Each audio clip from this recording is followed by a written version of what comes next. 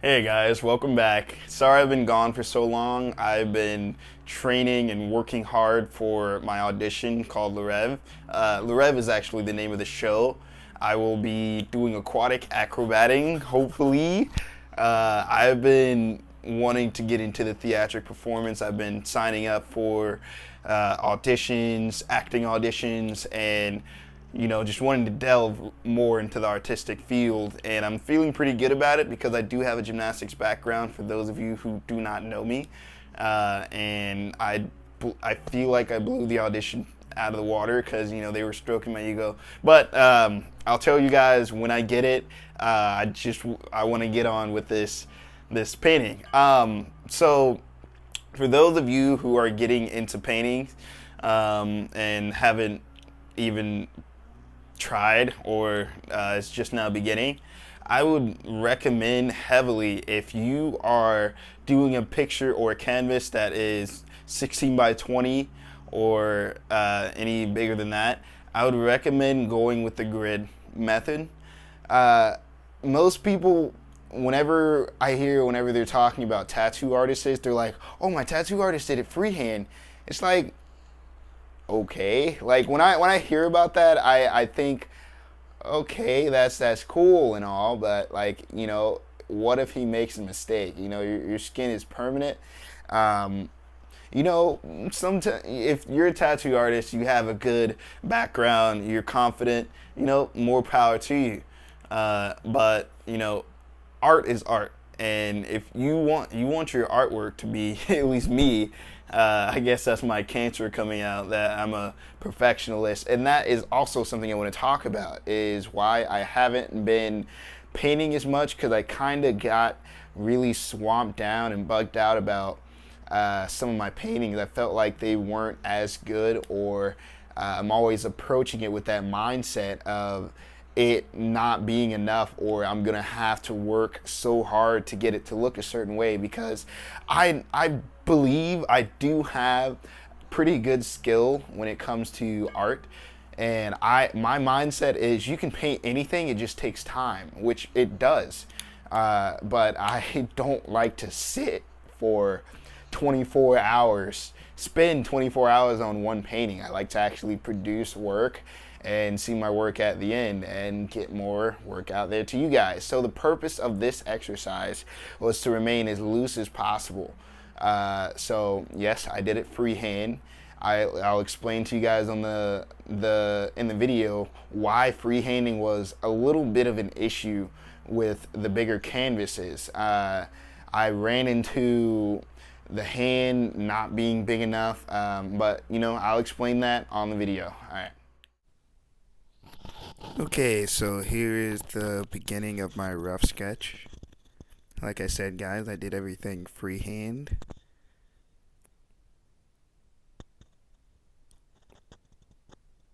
And I didn't think I did too bad. And that's something I want to mention about freehand drawing. You, as artists, whenever you spend a lot of time on your sketching process, you tend to forget, or it's like a brain thing. Your mind accepts what you're looking at in front of you as the actual accurate image, because I'm looking at the reference picture while I'm sketching out this drawing, and I didn't even know the forehead was like almost double the size of it was usually.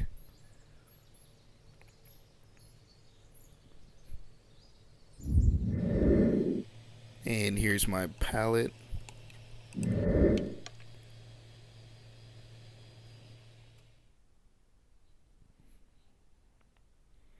This is just the first layer. I'm not too worried about how thick it's coming on. I'm just slapping down the color. There's this little afro.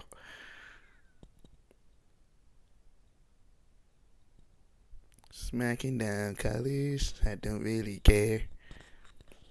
Mm-mm-mm-mm-mm. Mm-mm-mm-mm-mm. And that's the thing about being free, guys, is it's you don't have to be really crazy about how accurate the colors are, where they are, how dark they are. That was an issue. That was something that kept me from painting a lot more. Was the fear of me messing something up, or the laziness of having to spend a lot of time on one painting. I mean, I'm very meditative and all this stuff and patient and stuff, but I like to produce work, guys. I I don't want to be on one painting forever, and it gets to me sometimes. I always I want to try to be a faster painter, and this is what this exercise has done. I didn't go as fast as I wanted to. I'm gonna time myself next time. I think this painting took about 10 hours, but I haven't been painting for a while, so this was me stretching my muscles. Oh yeah, that's right. I just shortened the forehead. If you guys saw that, you can literally still see it. It's like I chopped it almost in half. Yeah, and it really helps balance out the picture. Makes it look like you're a smaller person looking upwards at him.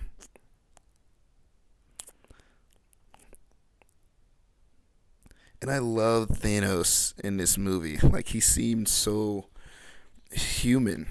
I mean, so do all Marvel characters, but a human reaction towards accepting the responsibility to, I don't want to make this a spoiler video, but we all knew he was trying to get all the gemstones. But the way he acts throughout the movie, you can see that he embodies accepting the responsibility of changing and restructuring the entire universe. And that's what I liked about him.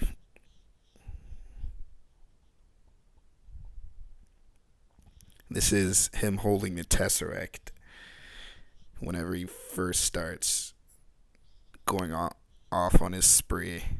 Oh, yeah, and I just started to darken all of the areas. This is where I darken and add in highlights. The best part, guys. I love this part. It's where you can start to see life come into the picture. You guys are going to love the end result. I did. It was great. I felt really good about this painting.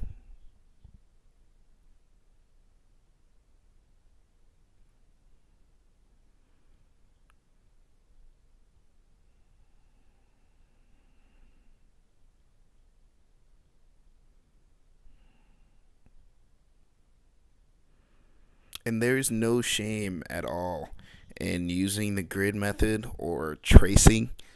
Uh, Most people in our community look down on tracing, because, most artists are like, no, you can trade and you're not doing the work. I mean, look, if you're just trying to learn, for God's sake, we're looking at a reference. I feel like when you get as good as being able to look at a reference and put it down on another area, it kind of feels like tracing in a sense. But yeah, if you're just now trying to learn, by all means, trace. You're trying to understand the anatomy of whatever it is you're trying to draw or paint. Man, look at that! And I was really happy with this painting. Like, if you can see on his jaw and the side of his face, it's just magic. And here's the end result, guys. I hope you enjoyed the video. Thank you.